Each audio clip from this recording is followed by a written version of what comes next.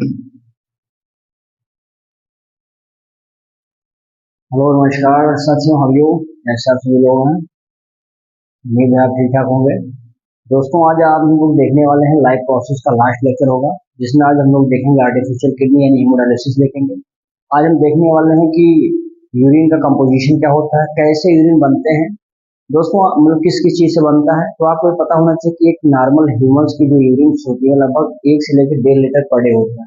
ठीक है। और ये स्ट्रॉ इन कलर का होता है ड्यू टू द पिगमेंट्स। इस पिगमेंट्स का नाम क्या है? यूरोक्रोम होता है। और जो यूरिनेशन होता है, यानी प्रोसेस जो होता है यूरिन का, उसको बोलते हैं, क्या बोलते हैं भाई? मिक्चुरेशन के नाम से जाना जाता है। कुछ ऐसे सब्सटेंस होते हैं, चाहे अल्कोहल हो, चाहे कॉफी हो, चाहे टी हो, चाहे बियर हो, इन सब से हमारा जो यूरिन होता है इसकी रेट बढ़ जाती है, जिसको डायूरेटिक्स के नाम से जाना जाता है। आप जानते हैं कि यूरिन में लगभग 95% वाटर होते हैं, 5% कुछ सॉल्युबल इसमें क्या होते हैं? सब्सटेंस होते हैं, जिसमें कुछ इनऑर्गेनिक होंगे, कुछ ऑर्गेनिक चीजें होंगी। तो आज इन्हीं सब चीजों के बारे में देखने वाले हैं दोस्तों। तो सबसे पहले हमने हेडिंग दिया है कंपोजिशन ऑफ नॉर्मल ह्यूमंस। पहले इसको 5 मिनट के अंदर कंप्लीट करेंगे, फिर हीमोडायलिसिस में आएंगे, ठीक है ना। कुछ बाद में फिर आपको बता देंगे कुछ जो क्या बोलते हैं ना, असिस्टेंट होते हैं, यानी कि जो किडनी के अलावा उनके जो पार्ट होते हैं, जो कि एज एक्सक्रेटिव ऑर्गन्स के रूप में जाने जाते हैं, वो भी हम देखेंगे इसमें। तो दोस्तों देखिए, वीडियो अच्छी लगेगी लाइक कमेंट शेयर जरूर कर देना, और चैनल को जो सब्सक्राइब नहीं किया वो सब्सक्राइब जरूर करना। तो आइए हम लोग इसमें देखते हैं, समय नहीं ज्यादा खर्च करेंगे, देखेंगे कंपोजिशन ऑफ। तो देखेंगे सबसे पहले कि एक्सक्रीट करता है कितना। एक्सक्रीट बता देंगे भाई, एक से लगाकर 1.5 litre per day in humans. आपको पता चला पहले पॉइंट क्या हो गई, तो बता देंगे एस्ट्रो इन कलर। स्ट्रॉ जानते हैं, भूसा, जैसे जानवर खाते हैं भूसा, ठीक उसी तरह से स्ट्रॉ इन कलर होता है। और बता देंगे क्यों, ड्यू टू पिगमेंट्स। अगर आपसे कोई पूछेगा भैया पिगमेंट्स कौन सा, तो कह देना यूरोक्रोम। क्या है ये? यूरोक्रोम, इसकी वजह से होता है भैया, ठीक है ना।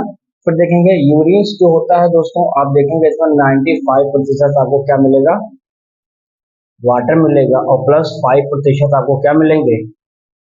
कुछ डिजॉल्व सॉलिड्स मिल जाएंगे, ठीक है ना। ये चीजें इसमें होती हैं। अगली चीज अगर देखेंगे, कुछ ऐसे सब्सटेंस होते हैं दोस्तों, जब भी मैंने आपसे बताया था, कुछ ऐसे सब्सटेंस होते हैं, जैसे अगर पूछा जाएगा तो बता देना, जैसे क्या हो जाएगा? टी हो जाएगा। जैसे आप देखेंगे तो इसमें क्या हो जाएगा भैया?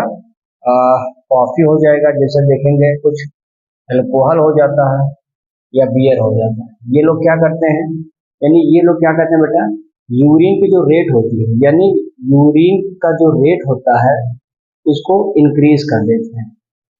और जब यूरिन का रेट इंक्रीज हो जाता है दोस्तों, तो आप देखेंगे ये हमारे शरीर में क्या करते हैं, यानी यूरिनेशन को, यानी यूरिन करने की जो रेट होती है उसको बढ़ा देते हैं। बार बार ये लोग यूरिन जाते हैं, ठीक है ना। इस चीज को आप समझेंगे। इस प्रोसेस को कहा किया जाता है, कॉल्ड डायूरेटिक्स। डायूरेटिक्स बहुत इंपॉर्टेंट पॉइंट आपने लिख दिया है कि भाई डायूरेटिक्स क्या है। भाई यूरिन बार बार जाना डायूरेटिक्स हो जाता है। कहते हैं ना डॉक्टर कहते हैं आपको डायूरेटिक्स हो गया, क्योंकि आपने ज्यादा कॉफी चाय बियर दारू ये सब बंद करी, इन्हीं सब चीजों से बार बार यूरिन जाना पड़ता है। तो ये चीज हो जाएगा, समझ आ गया। फिर देखें एक प्रोसेस हो जाएगा, अगर यूरिनेशन, अभी मैंने बताया था, नहीं द प्रोसेस ऑफ यूरिन, इसको क्या बोलते हैं? यूरिनेशन जो प्रोसेस है इसको बोलते हैं मिक्चुरेशन। क्या बोला जाएगा? मिक्चुरेशन। मिक्चुरेशन। क्या बात हमारी समझ में आ रही है इतना? तो ये सब बहुत ध्यान से समझना है, कोई गड़बड़ी नहीं होनी चाहिए, एक एक पॉइंट समझिए। देखिए इसमें क्या क्या होता है भैया, कुछ कंपाउंड होंगे। सबसे पहले कुछ इनऑर्गेनिक कंपाउंड होंगे। इनऑर्गेनिक कंपाउंड होते हैं, और इनऑर्गेनिक कंपाउंड में अगर आपसे पूछा जाएगा कौन कौन सी चीजें होती हैं, तो देखिए इसमें बताएंगे कि भैया कुछ यूरिया जो होता है, यूरिया आपको पता है कितना होता है? लगभग 2.5, ये जो होता है ना 2.5 ग्राम प्रति लीटर, यानी लीटर में कितने ग्राम यूरिया होगा? तो 2.5 होगा, ठीक है ना। अगर यूरिक एसिड पूछा जाएगा, यूरिक एसिड बता देना 0.7 होता है, ठीक है ना, इतने ग्राम होते हैं। अगर इसमें आपसे पूछा जाएगा भैया कि क्रिएटिन कितना होता है, क्रिएटिन कितना होता है, तो 1.5 ग्राम। और अदर सब्सटेंस अगर पूछा जाएगा, अदर सब्सटेंस अगर आपसे पूछा जाता तो कह दीजिएगा भैया इसमें कितने होते हैं? 2.6 ग्राम होते हैं। इतनी सारी चीजें मिलकर इनऑर्गेनिक कंपाउंड बनाती हैं, समझ में आ गया। अब इसमें देखेंगे कुछ, ये मैं सॉरी ऑर्गेनिक की बात कर रहा हूँ, इसकी बात कर रहा हूँ, ये ऑर्गेनिक की बात कर रहा हूँ।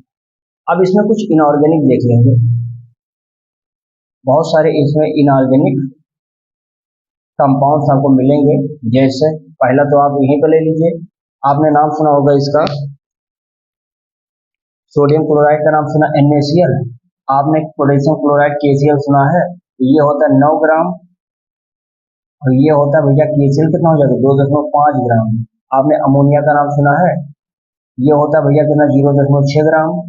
कैल्शियम होता है 0.2 ग्राम, ठीक है ना। वहीं पर अगर आप पूछेंगे तेजाब कितना होगा H2SO4 देखेंगे तो आप बता देंगे H2SO4 की मामला जो होती है 1.8 ग्राम। और इसमें फास्फेट कितना होता है, तो फास्फेट की वैल्यू बता देंगे 1.7। और अदर सब्सटेंस अगर आपसे पूछा जाएगा तो अदर सब्सटेंस बता देंगे 1.5। समझ में आ गया। ये सारी चीजें यूरिन के माध्यम से निकलते हैं, इसका कंपोजिशन है। साथ ही साथ जब यूरिन होता है दोस्तों तो कुछ उसमें हार्मोन्स निकलते हैं, कुछ मेडिसिन निकलते हैं, जैसे कि एंटीबायोटिक्स वगैरह हो जाएगा, तो इसको भी चाहिए तो नोट में ले लीजिए। ये सारी चीजें आपको मिलेंगी, क्या मिलने वाली भैया, जैसे हार्मोन्स, इसी में आपको कुछ आप देखेंगे मेडिसिन मिलेगा, मेडिसिन मिलेगा, जैसे पूछा जाएगा एंटीबायोटिक्स, है ना, कुछ इसमें विटामिन मिलते हैं। ये सारी चीजें क्या होती हैं इस कंपोजिशन के अंतर्गत, सब चीजें इसमें मौजूद होती है। समझ में आ गया। एंड लास्ट इसमें समझेंगे कि भाई इसका पीएच अगर कोई पूछ लेगा कि भैया यूरिन का पीएच कितना, तो बता दीजिए 5.8, मतलब लगभग इसको हम 6 लिखे हैं। तो आप बताइए कि एसिडिक है कि बेसिक है, क्योंकि आपको पता होना चाहिए कि 1 से लगा के यहाँ 0 7 है, यहाँ पर 14 है, तो यहाँ से ये तक एसिडिक है, ये बेसिक है, और ये वाला न्यूट्रल होता है। तो अगर 6 तक है, यानी 3 से 6 तक मान लें तो इतना एसिडिक है, तो ये कैसा हो जाएगा, यूरिन हमारा कैसा होता है, एसिडिक। ये मामला समझ में आ गया। और देखेंगे इसमें एक ऑर्डर होता है गंध, यह ऑर्डर कैसे होता है भैया, ODOUR, OD, देखो इसको सही से लिखते हैं, ODOUR। ऑर्डर किसकी वजह से होता है, इसमें पाया जाता है एक बैड स्मेलिंग सब्सटेंस होता है, उस सब्सटेंस का नाम क्या होता है, सब्सटेंस का नाम होता है यूरिनोड, यूरिनोड। इसी की वजह से दोस्तों इसमें यूरिन में गंध होती है, और इसकी गंध और तेज हो जाए इसके लिए हम क्या करते हैं, मोर स्मेलिंग या स्ट्रॉन्ग, इसके लिए अमोनिया, अमोनिया की बदौलत ये और तगड़ा गंध करने लगता है वैसे, तो इसमें यूरिनोड नामक सब्सटेंस पाया जाता है, जिसकी वजह से क्या होता है ये स्मेल करता है। यहाँ तक क्लियर है। तो चलिए इसका आप इसे सॉल्व लीजिए, फिर आपको मैं बताता हूँ हेमोडायलिसिस की तरफ बढ़ूंगा।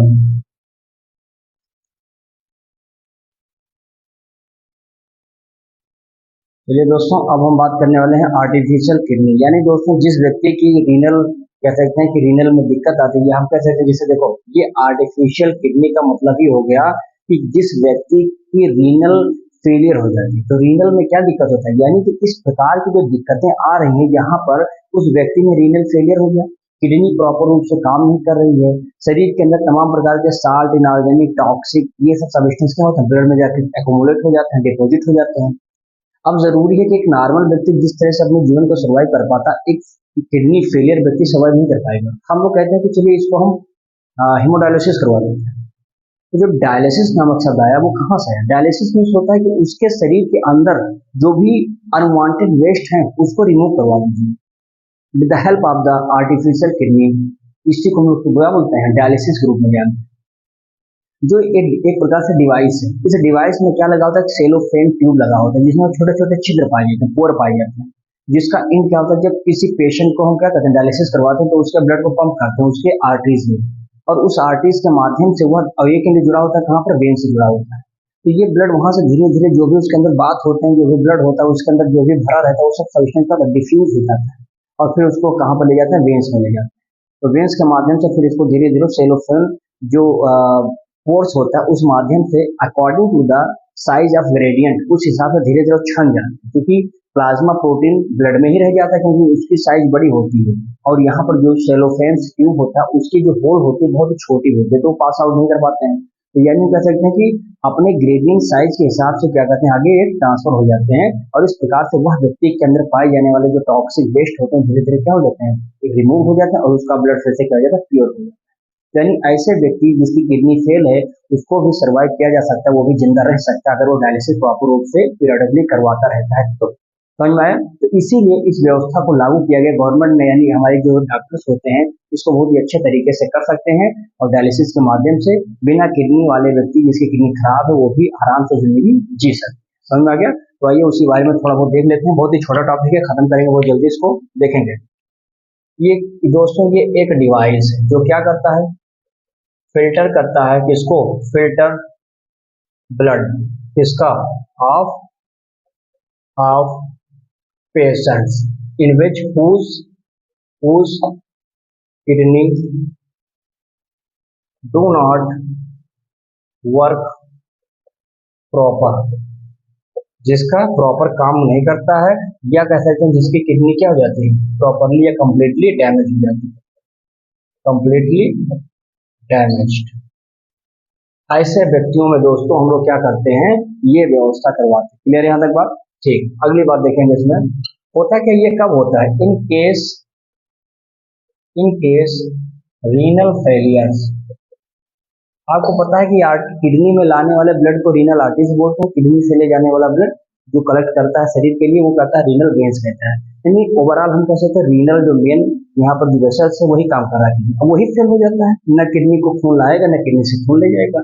तो रीनल जब फेलियर होता है दोस्तों तब ये आपको देखने को मिलेगा। इसमें होता क्या है, जब रीनल फेलियर हो जाता है तो वेरियस मिनरल्स कह सकते हैं, साल्ट कह सकते हैं, टॉक्सिक कह सकते हैं, टॉक्सिक सब्सटेंस जो होते हैं ये सब क्या होते हैं भैया, एक्यूमुलेट हो जाते हैं, इकट्ठा हो जाते हैं। एक्यूमुलेट कहाँ पर होते हैं, इन द ब्लड, ये ब्लड में चले जाते हैं। और फाइनली आप देखेंगे जो ब्लड का फ्लूइड होता है, ब्लड फ्लूइड काज क्या काम कर सकता है, ये काज आप देखेंगे डिजीज हो जाता है हमारे शरीर में, डिसऑर्डर हो जाता है जिसको वाइडिमा बोलते हैं, बता चुका हूँ मैं क्या बोलते हैं उसको, वाइडिमा। ये बहुत इंपॉर्टेंट है। इसमें होता क्या है, due to surplus of water, पानी की मात्रा शरीर में ज्यादा हो जाने से या किसी भी लिक्विड की मात्रा ज्यादा हो जाने से इस प्रोसेस को क्या बोलते हैं, डिसऑर्डर को वाइडिमा कहते हैं। अब शरीर में बहुत सारे वाइडिमा हो गया क्योंकि बहुत सारे मिनरल साल्ट टॉक्सिक सब जमा हो चुके हैं ब्लड में, तो वाइडिमा हो गया, वाटर भी जमा वहां पर। लेकिन यानी हम अगर ओवरऑल यहाँ पर बात करें तीसरी पॉइंट में, so need artificial kidney for removed of surplus water काम लगाएंगे। एक्सेस क्या होता है, ये एक्सेस साल्ट, साथ ही साथ देखेंगे इसमें जो टॉक्सिक सब्सटेंस होते हैं and other unwanted substance from the blood. अब ब्लड से इन लोगों को बाहर निकाल दीजिए जो जमे हुए हैं, इसी को तो हम बोलते हैं डायलिसिस, इसीलिए तो करवाते हैं। यानी कि डेफिनेशन अगर आपको जानना है दोस्तों तो आप लिख सकते हैं यहाँ पर ऐसे, द रिमूवल ऑफ अनवांटेड। अब अनवांटेड आपको समझ में आ गया, ये जो मिनरल्स हैं, ये जो साल्ट हैं, ये जो टॉक्सिक सब्सटेंस है, ये सारी चीजें हमारे लिए अनवांटेड है। तो removal of the unwanted substance from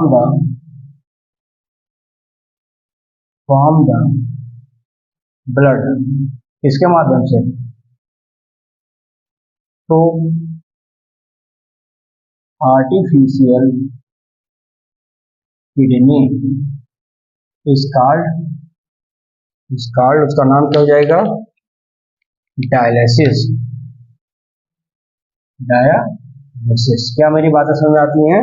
dialysis कहते हैं जिसमें क्या भरा होता है दोस्तों, विच कंसिस्ट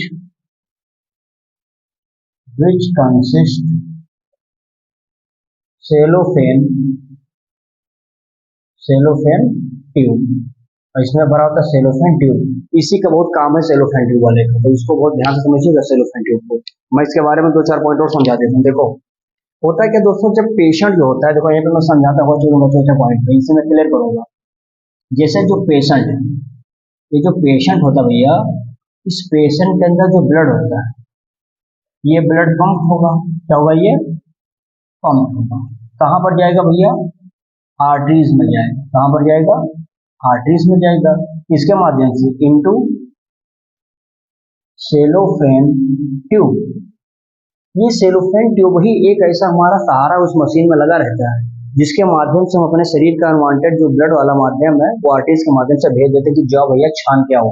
तो ये चला गया कहाँ पे? सेलोफेन ट्यूब के पास चला गया। अब देखेंगे एक इसका अदर एंड जुड़ा रहता है भैया, कहाँ? किसके साथ? ये जुड़ा रहता है वेन्स के साथ। तो आपने देखा एक गंदे खून को सेलोफोन तक पहुंचाया, सेलोफेन ट्यूब तक पहुंचाने वाला कौन है? आर्टरीज है, जो गंदे खून को ले गया। दूसरा एंड कहाँ से जुड़ा हुआ है? वेन्स के साथ। ये बात आपको क्लियर हो गया होगा। फिर देखेंगे इसमें अगली बात, अगर मैं बताऊं 5वें पॉइंट में बता देता हूँ। देखो जो सबस्टेंस है भैया, सबस्टेंस प्रेजेंट होते हैं कहाँ पर? Present in blood, in blood and bath fluid diffuse, यही सब डिफ्यूज हो जाते हैं थ्रू पोर ऑफ। इसको मैं सेलोफेन ट्यूब को अगर इसे सीटी लेके समझ जाएंगे तो यहाँ पर सीटी हो जाएगा, क्योंकि आप देखेंगे ये जो सेलोफेन ट्यूब होता है इसमें छोटे छोटे पोर लगे होते हैं, छिद्र लगे होते हैं। उसी छिद्र से क्या होता है, सारे के सारे सबस्टेंस जो ब्लड में होते हैं, जो बात होते हैं, घुले रहते हैं, वो सब छन के निकलते हैं। समझ में आ गया इतनी बात है? अब जो बड़े पार्टिकल वो नहीं छन पाएंगे, जैसे अभी बताऊंगा प्लाज्मा प्रोटीन नहीं छन पाता है। ये समझ में आ गया? ये हो गया। अब ये होते कैसे? According to according to size gradient, size gradient. ये बात समझ में आ गया। अपने साइज के हिसाब से लोग आगे बढ़ेंगे।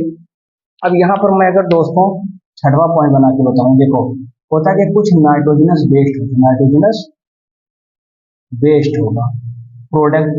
कुछ इसमें आप देखेंगे एक्सक्रेटरी साल्ट होंगे, एक्सक्रेटरी साल्ट होंगे। कुछ इसमें प्रोडक्ट्स में जो सब क्या हो जाएंगे? डिफ्यूज होंगे, डिफ्यूज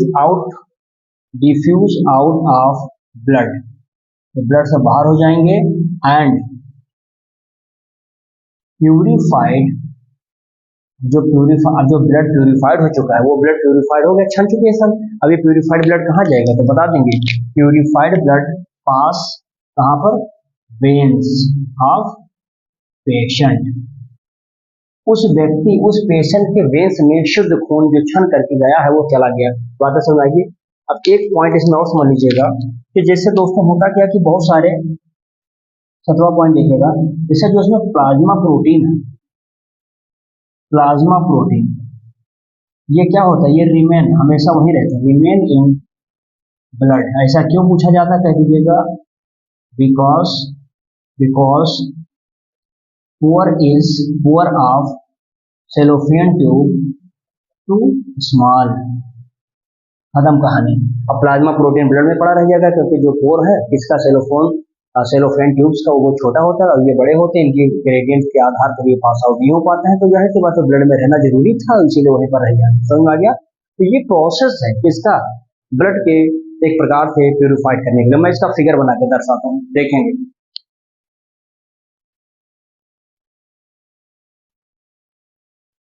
चलिए साथियों, इसमें आप देख सकते हैं कि मैंने आर्टिफिशियल किडनी बना दिया है। ये देख सकते हैं कि एक ह्यूमन है, इस व्यक्ति का ये हाथ है।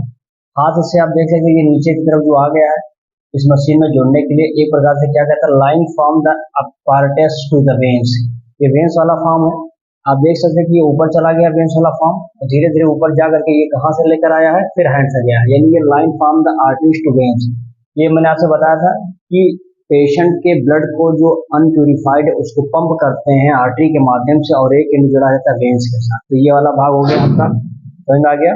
सेकंड देखेंगे, ये सारे जो चेम्बर लगे हुए हैं, डिवाइस दिखे हैं, इसको बोलते हैं tube made of the selective permeable membrane. यानी एक प्रकार से ये क्या है?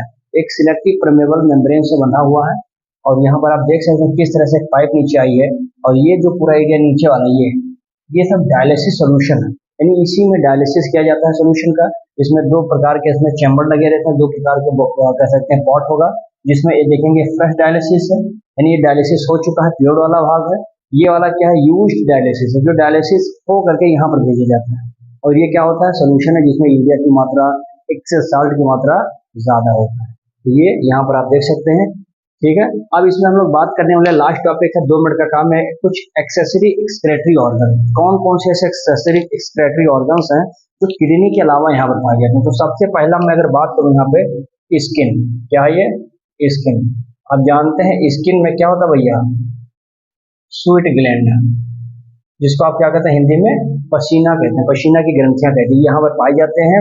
ये देखेंगे क्या करते हैं, हेल्प इन एक्सक्रेशन ऑफ इसका एक्सक्रेशन, हेल्प इन एक्सक्रेशन।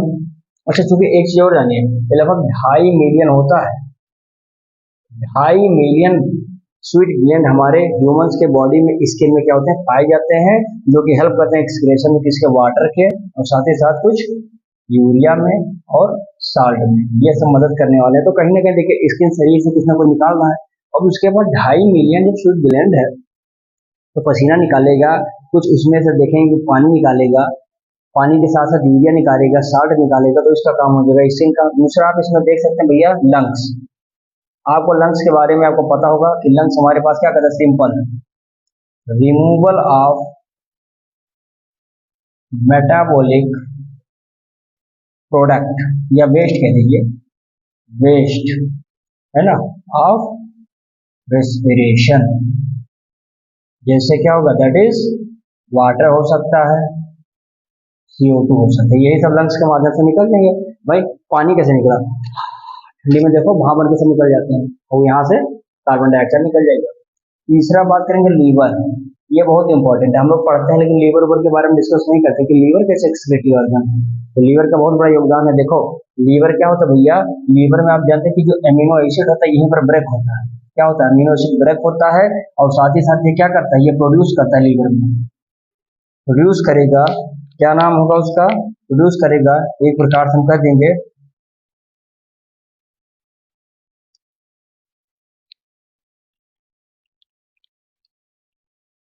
देखो, अब यहाँ पर ये प्रोड्यूस करेगा एक टॉक्सिक टॉक्सिक अमोनिया। यानी सबसे बड़ा खेल तो यही है लीवर का, क्योंकि लीवर के अंदर अमीनो एसिड ब्रेक डाउन करते हैं, और एक टॉक्सिक सब्सटेंस में होगा जिसका नाम है अमोनिया, और ये अमोनिया बाद में भैया कन्वर्ट हो जाता है किसमें, ये बदल जाएगा, आप देख पा रहे होंगे कि अमोनिया हमारा चेंज हो जाता है यूरिया। तो ये कहीं ना कहीं ये बहुत खतरनाक होता है, वेरी टॉक्सिक। ज्यादा समय तक बॉडी में यूरिया रोक दीजिए, देखिए क्या हाल होता है, ब्लडर में पड़ जाएगा, इस तरह हाल हो जाएगा। और यूरिया बड़ा खतरनाक होता है, ब्लड में मिल जाता है तो यानी कि पूरा ब्लड इंप्योर हो जाता है, तो ये खतरनाक है। अमोनिया बना कहाँ, लीवर में, किसके वजह लोग, एमिनो एसिड के ब्रेकडाउन से। फिर अमोनिया चेंज किसमें हुआ, यूरिया में। समझ में आ गया, ये सब प्रोसेस कहाँ हो रहे हैं, लीवर में हो रहे हैं। अब ये किडनी में चला जाएगा, वहां से इसको बाहर कर दिया जाएगा। और एक इसमें आप बता सकते हैं भैया, अगर इसी में ये पहला पॉइंट आपने बता दिया, दूसरा इसमें देखेंगे भैया कि जो हीमोग्लोबिन है, haemoglobin haemoglobin of worn out RBC, यानी घिसी हुई आरबीसी का जो हीमोग्लोबिन होता है, भाई आरबीसी घिस जाती है तो उसके हीमोग्लोबिन भी तो बचे हैं, तो haemoglobin of worn out of RBC, ये क्या करते हैं भैया, ये चेंज होते हैं, यानी आरबीसी ये चेंज होते हैं, इज ब्रोकन, ये टूट जाते हैं, इसमें is broken into bile pigments. और बाइल पिगमेंट्स अगर आपसे पूछा जाएगा कि भैया कौन सा बाइल पिगमेंट है जिसमें टूट रहा है, तो बाइल पिगमेंट 2 होते हैं, ध्यान दीजिएगा, मैं नाम लिख देता हूँ। पहले का नाम ले लेंगे यहाँ पर आप भैया, देखेंगे बिलिब्रिडीन, तो जाएगा भैया बिलीवर्डीन, एक तो बिलीवर्डीन हो जाएगा, और दूसरा यहीं पे देख लीजिए बिलीरुबिन। ये चीजें होती, 2 चीजें इसमें प्रोडक्ट होगा, बाइल पिगमेंट टूटेगा बिलिवर्डीन में और बाइल बिलीरुबिन में, ये होते हैं। और ये कहाँ निकलते हैं, निकल सकते हैं, एक्सक्रीट होते हैं, बाहर निकल जाते हैं, एक्सक्रीट फ्रॉम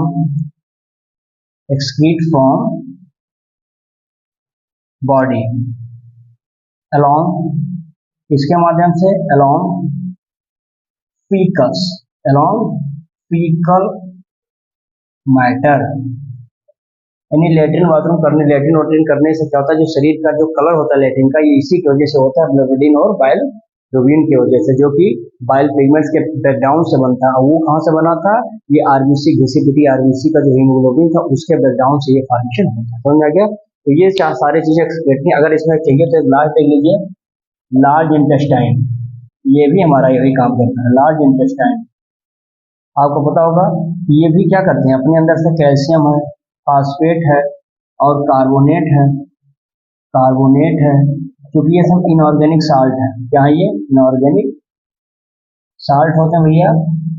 तो ये सब क्या होते हैं, ये ब्लड में जाते हैं, from blood into lumen, lumen में चले जाते हैं, फिर ये फीकल माध्यम से क्या होता है, फीकल मैटर से इनको शरीर से आउट कर दिया जाता है। तो देखिए किस प्रकार से लार्ज इंटेस्टाइन, आपका लीवर हो गया, आपका लंग्स हो गया, स्किन हो गया, ये सारी चीजें हैं एक्सक्रेटरी ऑर्गन में मदद करते हैं, लेकिन लंग्स मेन अंग है और ये सब क्या है, उसके सहायक होते हैं। तो चलिए दोस्तों, आज के लिए इतना ही होगा। ये चैप्टर आपका लाइफ प्रोसेस समाप्त हो गया है। अब इस चैप्टर को बढ़िया से अच्छे से पढ़ लीजिएगा और बाकी हम अब नए चैप्टर के साथ जब मुलाकात होगी उसके साथ होगी। और तब तक के लिए वीडियो को अच्छे से देखिएगा, नोट्स अपना सेल्फ बनाइएगा। कोई दिक्कत आए तो कमेंट बॉक्स में नंबर आपको दे दिया गया है, उसी पे आप क्वेश्चन डाल सकते हैं। और वीडियो को लाइक कमेंट से जरूर करना, जो चैनल को सब्सक्राइब न किया हो आप लोग सब्सक्राइब भी करेंगे। ठीक है, तब तक धन्यवाद। स्क्रीनशॉट ले लीजिए।